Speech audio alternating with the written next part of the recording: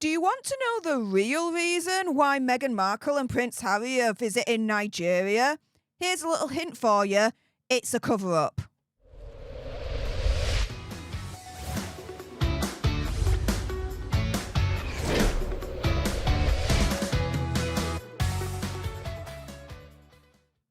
Hey up everyone, it's me, Stef, the Alternerd, your nerdy alternative, and welcome to another dose of the Daily Nerd, where I break down the royal news and gossip of the day that's pretty much caught me eye, and oh my goodness. Yeah, let's jump into this madness, shall we? Because we all know from Nigerian officials that yes, Megxi and Hazza will be visiting Nigeria. This was the official announcement. The Defence Headquarters, DHQ, has expressed its honour and delight for the acceptance of the Duke of Duchess, His Royal Highness Prince Harry, and his wife, the Duchess of Sussex, Meghan, to visit Nigeria in May 2024. Now, just as a little bit of a quick side note here, you will see here that they have referred to Hazza twice in this official communication as the Duke of Duchess. It's absolutely hilarious. And I did a video yesterday, Nigeria's epic troll. It's a funny one. If you haven't watched it, go watch it. You'll laugh your backside off just like I did.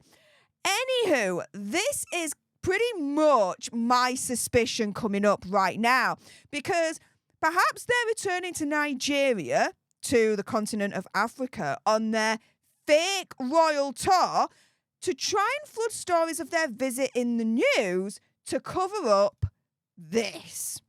Yep. You'll see here that the announcement that they were visiting the continent of Africa, i.e. Nigeria, was made a couple of days ago on the 29th of April.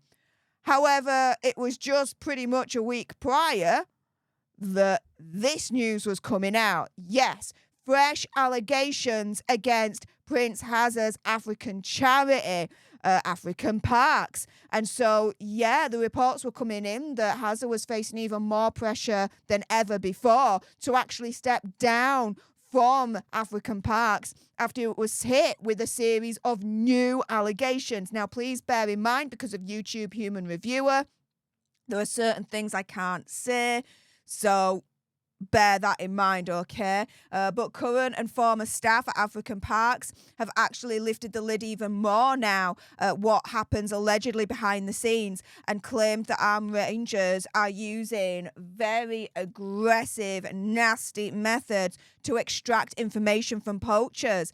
Now, this has all come about because Olivia Van Beenham, who's an author, has just released a book with all these new allegations, right? And he's conducted interviews as part of a 3-year investigation into African Parks, which receives funding from British aid, US billionaires, and celebrities. Now, his book is called Entrepreneurs in the Wild, and it's revealed the extent of these new allegations. Now, the book is written in Dutch, and it's published by Prometheus Amsterdam, so if you want to find it, there are the details.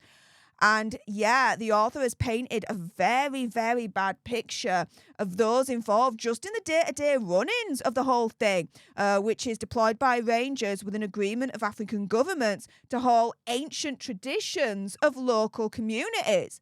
Now, he interviewed an ex-ranger called Foster Kalunga, who worked in the Zambia park for 5 years until 2022.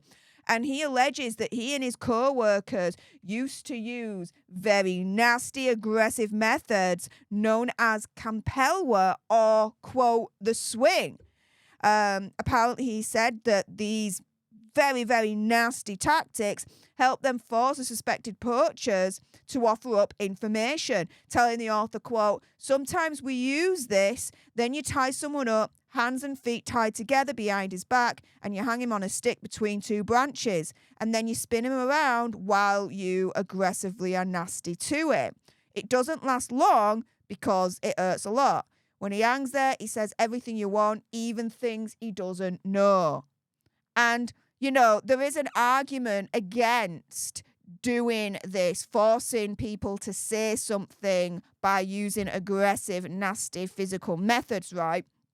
In the sense of whoever is on the really nasty end of all of that, they'll say anything just for it to stop, right?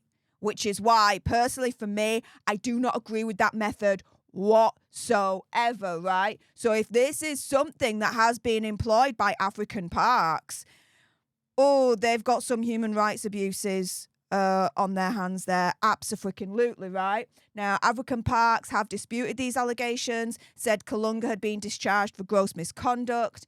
They said they didn't know what this method was. So they are completely going on the defense of ignorance here.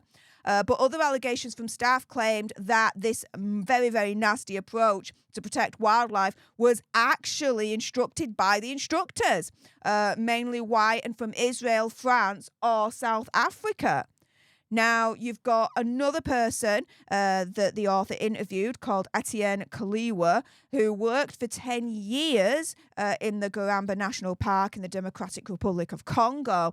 And they were taught to view poachers as, quote, the enemy who needed to be neutralized. I mean, this kind of talk, it's as if African parks is literally at war with poachers. If they are poachers, right? Who knows really at this point? And so this kind of talk where they're viewed as the enemy and need to be neutralized is quite scary. Now, African parks, they've responded, said that Kaliwa was dismissed for poaching a buffalo and a warthog on duty. So essentially, when anyone at this point is speaking out against African parks is responding, but they're trying to tarnish the source.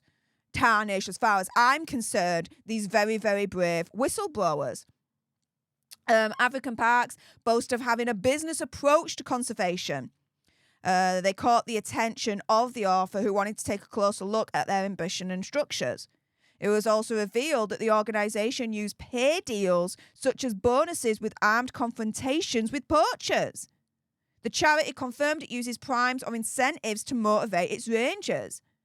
So this is the thing, right? If it's true that, yes, this organisation uses bonuses when there's armed confrontations with poachers, oh my goodness, it could actually be that the poachers, if they are poachers, right, aren't actually starting these violent confrontations.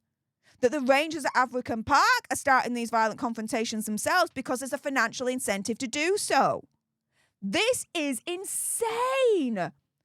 Now, Van Beeman, again, the author, commented on his findings and said, quote, "My investigation shows that African Parks is an opaque organisation with numerous human rights allegations made against them, including being physically nasty to people and being physically intimate with people without their consent, but is not open to external criticism. I think Prince Harry and others on the board should question the organisation's model, its practices and governance and reconsider their own roles." Hell freaking yeah, I agree with all those words and so much more. But this is where we come full circle. Because, yes, this was just over a week ago that those new allegations came out as a result of that very, very great, brave author having to dig into all of that, right? But then over a week later, oh, well, what do you know? Hazza and Megzi, they're returning to Africa. They're going to go to Nigeria for a, quote, official trip. There's nothing official about it, right? For a fake royal tour. Yay! They're trying, as far as I'm concerned, flood the news with this Nigerian visit in order to cover up this. In order for people to forget this. So that when you Google Hazza and Megzi, all you're going to see at the moment is their visit to Nigeria. You're not going to see this. Guys, opinion, conspiracy theory, whatever, the real reason for Prince Harry and Meghan Markle's trip to Nigeria, it's a cover-up.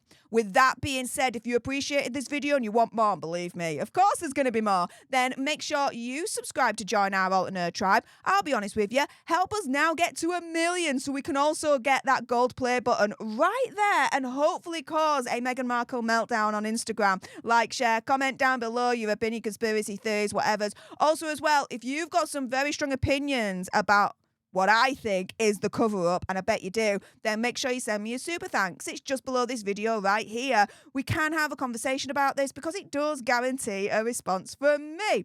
And until the next time, you guys, laters.